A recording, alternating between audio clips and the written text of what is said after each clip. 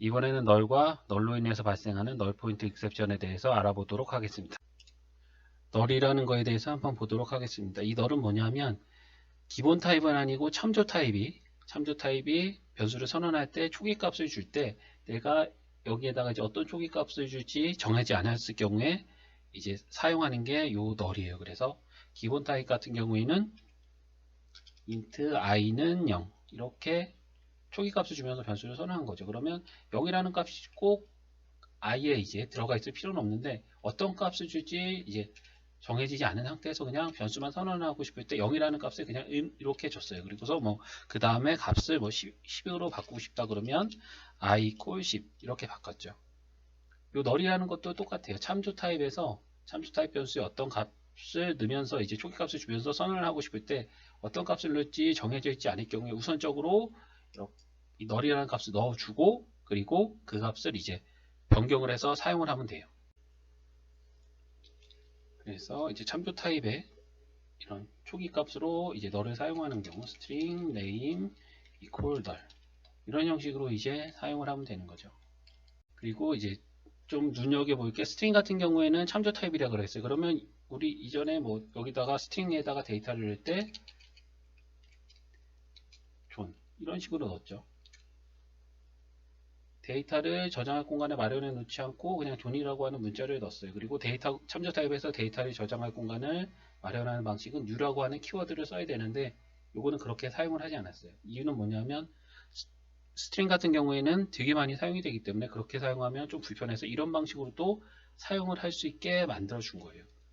그래서 뭐 나중에 나오겠지만 똑같은 형식으로 이런 형식으로 이제 사용을 할 수 있는 게 equal new string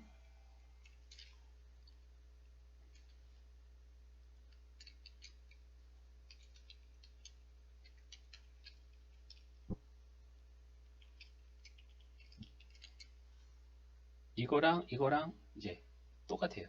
요거는 데이터를 저장할 공간을 new라고 하는 키워드를 이용해서 존이라고 하는 데이터를 저장할 공간을 10쪽에 마련해 놓고 넣은 거고 요것도 똑같은 기능이 되는 거예요. 이거나 요 하나의 변수만 놓고 보면 똑같은 게 되는 거예요. 널 포인터 익셉션에 대해서 한번 살펴보도록 하겠습니다. 이 널 포인터 익셉션은 뭐냐면 참조 타입 같은 경우에 이제 어떤 데이터를 저장할 공간을 마련해 놓지 않으면 이제 널이라는 값이 그 변수에 이제 들어가 있게 돼요. 그래서 뭐